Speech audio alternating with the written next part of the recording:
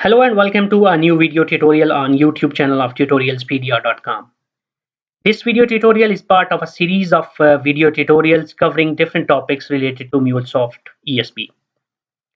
In this tutorial, we will see how we can integrate with Salesforce using MuleSoft, and for this purpose, we will be using Salesforce connector in Anypoint Studio. Here is the detail of all the topics that we are going to cover in this demonstration and in this practical tutorial. First of all, I will explain how we can use the Salesforce connector and how we can use configuration properties file instead of doing all the configuration inline. And we will see that how it benefits us in terms of segregating the configuration into a separate properties file and referring to that. And once we are done with the configuration of Salesforce connector, and then we will see that how we can use this Salesforce connector and we can query the database from Salesforce. And for that purpose, we will be using SOQL, which is Salesforce Object Query Language, a slightly different from the standard SQL, but more or less we will be seeing that the syntax is almost similar. And then we will be seeing that how we can create records into the Salesforce for different objects using the create operation. Here is the details for each use case that we are going to cover in this video tutorial. In case of a creation use case, we will be creating accounts into the Salesforce. And for that purpose, we will be using Postman as a client. So from the client side, what we are expecting is a JSON with multiple records, with multiple accounts records. So once we receive multiple accounts from the client in the JSON format, we will be exposing REST API using HTTP listener from the MuleSoft with a post method only in this scenario. So in this case, once we receive the JSON in the post format, we will be doing the necessary transformations, and then after that we will be invoking the Salesforce API for the create operation. And based on the invocation of the API, we will be expecting a response from Salesforce, and we will be expecting that if everything goes fine, then those accounts should get updated and inserted into the Salesforce database. And based on the response, we will be returning the response accordingly to the client. And after that, we will go into the developer.salesforce.com, and we in our account, we will be expecting that the new accounts that we have added, those should be visible in that in the account section of developer.salesforce.com for the trial account that we have created. And for this purpose, we will also create another use case, which will be the query use case. In this case, what we will be doing is that we will be again expecting a request from the client, and the client again will be a Postman client. And from the client, we are expecting the request in two ways. Either the client is going to send us just a GET request without any query parameters, or the client is going to send us a request with a specific query parameter with the name of the account for which client is requesting for the data. So in the first case, if client sends us a request without any query parameter, then in our MuleSoft message flow, we will be having the choice operators, and using the choice options, we will be calling the Salesforce API to request for all the accounts for that particular scenario. So in that case, we will be returning all of the accounts back to the client. In the second scenario, if the client sends us a specific account name in the query parameter, then we will be querying the Salesforce database based on the provided parameter, and we will be returning back the response with the details of only that specific account. So in this way, we will be also looking into more nitty-gritties that how we can use the choice in our flows, and based on the choice, we can decide which particular operation we need to invoke and what are the changes that we need to do in our SOQL query. So now let's move into the implementation part in Anypoint Studio and see that how we can benefit from the Salesforce connector and how we can quickly and seamlessly and efficiently integrate with Salesforce using MuleSoft Anypoint Studio. So Anypoint Studio has been opened by me already. I'm going to create a new project by choosing File, New, Mule Project. And here I'm going to provide a name for this project. I will name it as SFTC demo project, and I will not make any other changes and just click on finish. Once you click finish, then your project will get created and you will be able to see it in the package explorer.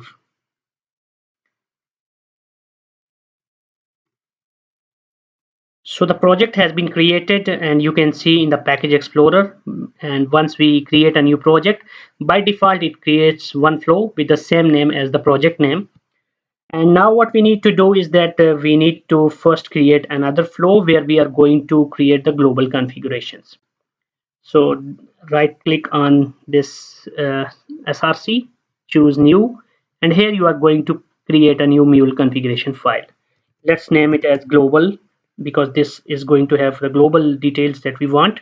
And now for this global configuration, we will click on this global elements, and here we are going to create all the global elements that we need. In our flow, we need three global elements basically. One we need is HTTP listener, which is going to be referred from the flows that we will create as a starter or as a process starter. Second case is that we want to create a global properties file, which will be the configuration file containing all the information that we need to save as our configurations. And the third one will be the Salesforce connector. So let's first create a new HTTP listener. So for that we will choose this connector configuration and we will choose HTTP listener config. Here also it's possible for you to create refer to the global properties configuration file elements, but right now since we are not going to make any specific changes here, we will use the default port and default host. So let's just click on OK. So now once we click on OK, we will see that this global configuration for HTTP listener will get created.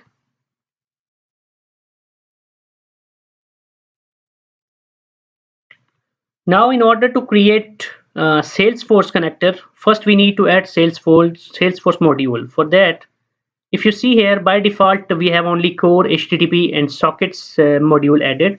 So in order to add Salesforce module, we will click on add module, and here you will be able to see Salesforce. So just select this and drag and drop it here. So once you drag and drop Salesforce module, you will see that all the related operations will be visible to you. Okay, so it's downloading the necessary jar files. Now once we have this Salesforce module available, we will switch back to global elements, and we will click on the create button again, and in the connector settings, connector configuration, now you see Salesforce config. So we want to create Salesforce config. We will click on this, and now it will show us all the required options to configure the Salesforce connector. Since we are not behind a proxy, we will not use this option. And if you see here, it's using basic authentication with the username and password. It has other options as well, so we can choose whichever option we want, but in our case we want to just use basic authentication with username and password. Before I configure this username, password, security token and authorization token, which is already filled, let me explain to you a prerequisite for this, which is that you should have a developer.salesforce.com account created. For me, I have already created my Salesforce developer account. You can create a trial account which is valid for 30 days. And for that, you will just need to go to developer.salesforce.com, and you will see that you have an option to sign up. For me, I'm already logged in, so it doesn't show me the option. But if you are not logged in, you will have an option to sign up. So once you are signed up, then the next important thing for you will be to generate your security token. For that, you will have to click on your account and you will have to go to settings. If you go to settings, you see here we have option reset my security token. If you click on this and if you click on this reset security token, then you will receive an email in your registered email address with the security token. In my case, I already have the token available, so I will not click on this. But just for your information, if you are going through the fresh account in the developer.salesforce.com, then you will have to follow these steps. All right. So now what I want to do is that instead of specifying username, password, and security token and authorization URL here, I want to create a a global properties file. But before I create a global properties file, I just want to verify that my username, password, token, and everything is correct or not. For that, I will hard code here,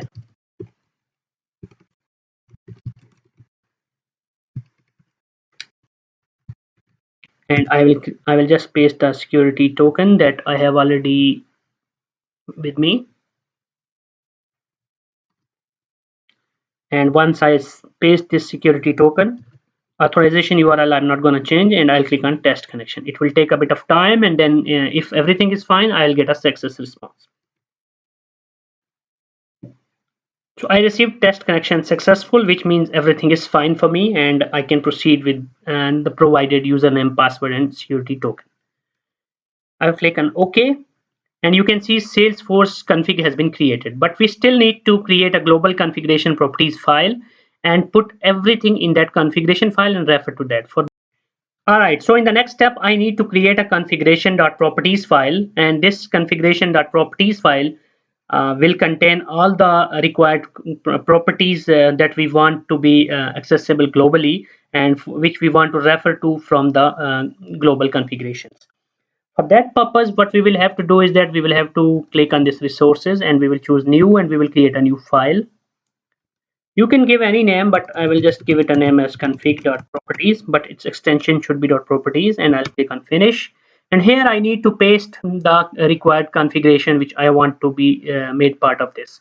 I have already a local file created with all the details, so I'll just copy that and paste it here, and I'll modify the password to the actual one. So once we have created the file, now we need to create the global element. For that, we will click on this create option, and we will choose global configuration, and we will choose this option, configuration properties. Here we need to refer to the file that we edit. We have config.properties file. We will select the file, and once we are done with that, we will click on OK.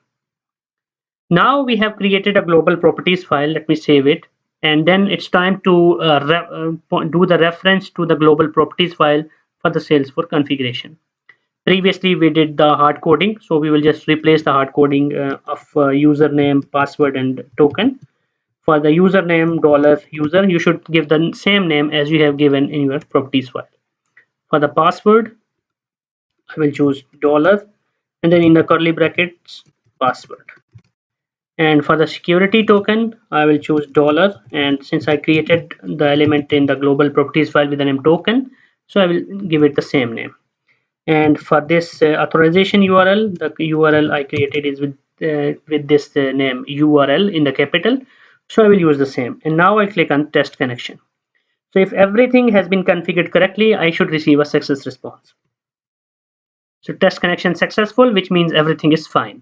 Now we are not doing any hard coding, rather we are referring to the global elements. So we will just click on OK. All right. So now we have HTTP listener available, Salesforce connector, and configuration properties as global. Now we switch back to the actual flow where we want to create all the message flows. We will go to the message flows. The first thing I want to do is that I want to create a message flow with a get operation, which will allow users or which will allow clients to get or fetch any accounts from the Salesforce. For that purpose, from the HTTP module, I will just drag and drop HTTP listener, and for the listener properties, you can see it's already referring to the HTTP listener config which we created in the global configurations.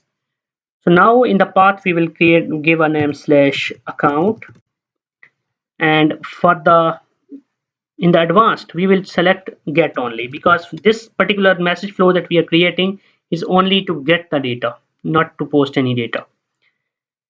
And another thing that I want to do for this is that I just want to change the name of the flow to get accounts flow. Okay. So now what we want to do is that we want to just make sure that whenever client sends us a request, a get request without any name in the query parameter, in that case we will fetch and query from the Salesforce all the records. And in the scenarios whenever client sends us a specific account name, then we will return the data for that one only. So for that purpose, first I need to add a variable, set variable here, because I want to save the query parameter into a variable. So I will just create a variable and I will name it as v underscore name, and in the value I will choose attributes dot query params dot account name. So this account name is the one that client will be sending. All right. Next, I want to add a choice. I will add a choice next to this. And for this choice, in the first when clause, when condition, I will select v underscore, sorry, vars dot v underscore name equal, sorry, not equal to null. So whenever this name is not null, I want this particular flow to be executed. And in this flow, I will call Salesforce using the query operation. So I'll just drag this query operation here. And in this query, I will write the actual query that we want to invoke. So in this case, this is Salesforce query. So it's based on SOQL, which is Salesforce Object Query Language, which is pretty much similar to a standard SQL with some slight differences. Of course, if you go into the advanced queries with joins and with other operators, then you will find some differences. But for a standard normal scenario to fetch some specific information, it's not much different. I have already copied this query somewhere, so I'll just select this and explain to you. So the query that I want to execute is select ID, name, fax, phone, account number, billing city, billing country from account, where name is equal to account underscore name. So this account and colon account underscore name means based on the parameter. So if we specify like this, then we need to specify the parameter here.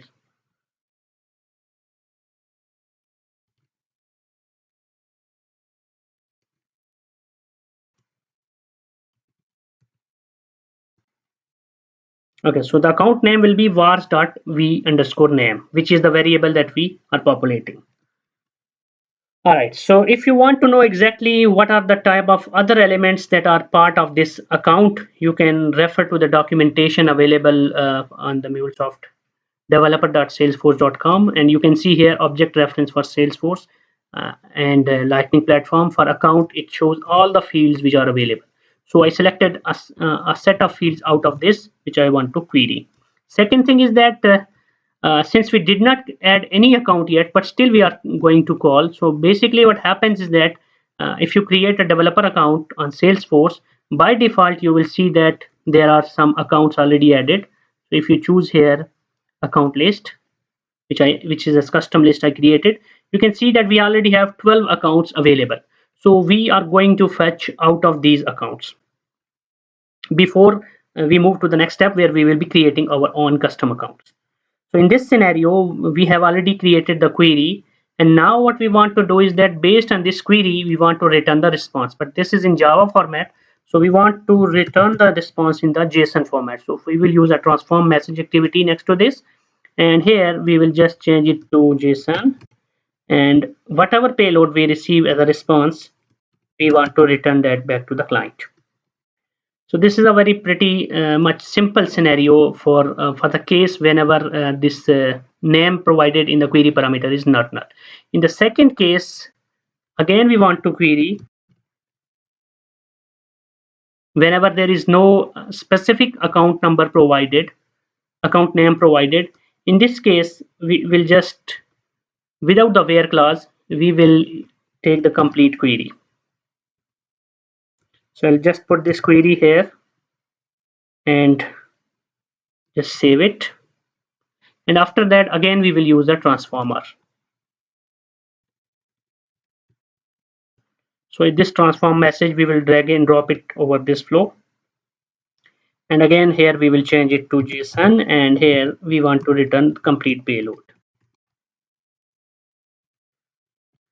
All right, so based on this, what we have done is that we have just created a very simple type of message flow where we are expecting that client will send us a request in the form of a GET request, and client can send us a query parameter with the name account underscore with the name account name, and if we receive it and if there is a value in the account name, then we will be querying the Salesforce based on the provided query and returning the response. In case if client sends us a request without any value in this account name query parameter, then we will be returning all of the accounts detail back to the client. So now we want to test this scenario to see that how it works. So let me run this project. So once it loads into the Mule runtime, then we will go into the Postman and try it. As you can see, the status is now deployed. This means that we can now go to the Postman and try hitting this service. I have created a request already on localhost 8081/account. First time I want to have a GET request without any parameter, and I'm expecting that it will return me all of the accounts. So if I click on this send, you can see that we received a response. So how many responses we receive? If we just try, you can see 12. So if we go into the Salesforce, we can see that we have 12 items. This means that it has returned us all. Now I want to get only a specific response for a parameter provided. For that, I will use this Salesforce. So let's go to the client again. Question mark account name is equal to Salesforce. So expectation is that we should be receiving only one response. So right now we can see that we received a response for only one account, which is Salesforce. So in this way, we are able to query the data from Salesforce, and depending on the provided query parameter, either we can receive a specific account or we can receive details for all of the accounts. All right, so this was the first flow that we created for query operation. Now we want to do another flow underneath for the create operation. For that purpose, let me add the a new flow. So I want to create a new flow. Okay, so let's drag and drop it here.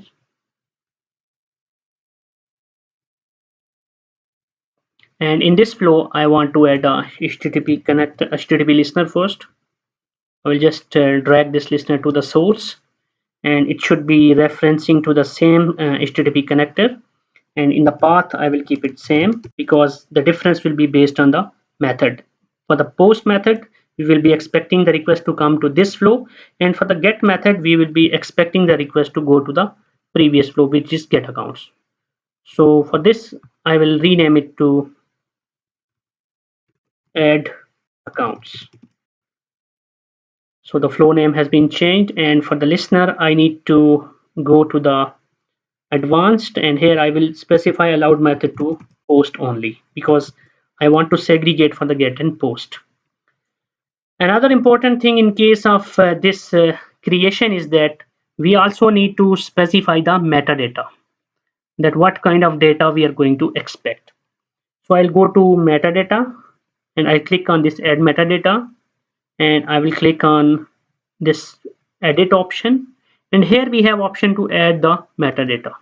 I click on add, I will write accounts, I'll click on create, and here for the type I will choose JSON, and here I will choose example. Since I already have an example, I already created a file with the name accounts.json, an example file with 2 accounts, you can see here. So I will use the same. I will select this file account.json, and if the file is correct, I should see that structure here. You can see that name, phone, fax, account number, billing country, billing city, and type. So these are the elements which are part of that JSON, and based on this we will be creating accounts in our Salesforce. I click on select. So once I click select, then it's loading metadata, and once it's loaded, you will see that the metadata according to what we provided will be available. Okay, now what I want to do is that once I receive the request will be in the JSON format, but in order to call the create operation on the Salesforce, it needs to be in Java format, not in the JSON format. For that purpose, I will have to use transform activity here. So I will use transform message, and here I will not do anything fancy. I'll just keep it Java, and I will change payload. So all the payload that I will be receiving in the request will be changed to the Java format using this transformer. So once we are done with the transformation, the next step we will be doing is to use the create option from the Salesforce. So this create operation, we will just drag and drop it into the flow. And here for this create operation, we need to, in the general configuration, we need to specify the type, that what type of object we want to create. In our case, we want to create account, so we will select account. And here we will keep the payload because we want to pass payload uh, which contains all the records. Okay, so this is pretty much simple configuration that we need to do for this creation. And after the creation, whatever response we receive, we are not going to make any changes. We want to keep things as simple as possible. So I will just add a transform message activity at the next to this, because the response will be response received from the create operation will be in Java format. I want to change it into JSON, and I don't want to make any changes to the structure of the response. Whatever response I receive from the create operation, I want to return it in the JSON format back to the client. So basically this create operation, what it does is that it will return us response one by one for all of the requests that we sent, because we are sending an array of multiple accounts requests. So any of them which either success or failure, in both cases we will be receiving separate responses. So we will receive one response containing multiple records, or an array of responses specifying which of the records got successfully added and which of them have failed. So based on this, we have created this simple, very simple use case for the creation of the accounts. So we have now both creation and query message flows ready. So let's now load it again and see how it goes. So I'll just run this project, and I'll observe in the console that once it's deployed, then we will be able to test it. In the meanwhile, let me prepare my request in the Postman. So I will just duplicate and change it to post. I will remove this query parameter, and in the body change to raw, and I will change it to JSON, and here I will paste the JSON. So the file I already have, let me just change the names to something else. The first one I will change to David, and the second one I'll change to my own name, but only the first name. And for the phone fax account number, let me change the account number to two more zeros. Billing country, let's put it UK, and billing city I'll put London, and the type partner, and for my case I'll keep Pakistan, Islamabad, and type honor. And let me just change the account number by adding two additional zeros. So this is the JSON that we are going to send. So what we are expecting is that right now in our Salesforce we have 12 records, and after we call the service and we get these two new accounts added, we are expecting that the total number of accounts in our Salesforce should be 14. So still loading. In the meanwhile, let me just put it into the Postman and wait for the project to get deployed. Now you can see it is in deployed status. So let's try it. And you can see that we received a response, success is equal to true, and this is the ID, and there is no error. And for the second case also we received success is equal to true, which means successful, and this is the reference ID, and there is no error. And now if we go into the Salesforce and refresh it, we should not see 12, we should see 14 records. So I just refreshed it, and you can see we have 14 records. The new record for Ajmal and David has been added. If I click on Ajmal, and if I go to details, I should be seeing all the information that I sent. You can see phone number, fax, account number, account name, account type as owner. Everything that I sent has been updated. Billing address Islamabad, Pakistan. So based on whatever I provided as an input has been updated. Now if I just call the query operation, I should be receiving 14 records.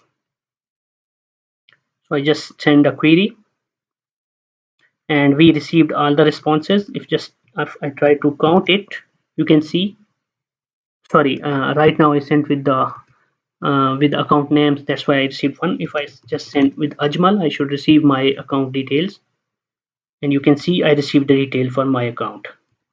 And if I remove this query parameters, I should be receiving all 14 accounts. Okay, if I just try this, you can see 1 of 14, which means we have 14 accounts which have been received. So that's it from this MuleSoft Salesforce integration tutorial. I hope that this basic tutorial, without covering much of the nitty-gritties, will be still helpful and useful for you to understand the power of MuleSoft to get integrated with Salesforce. And if you need any further clarification, feel free to contact me and put your question in the comments section. I will try my best to respond to your queries. And for further readings, you can refer to MuleSoft tutorials playlist on my channel Tutorialspedia, or else you can, as a best source, the best and the most uh, useful source and updated source is MuleSoft official documentation. Obviously, you can refer to that as well, and keep learning. And I hope that this tutorial and other tutorials on this playlist are adding benefit for you and are useful.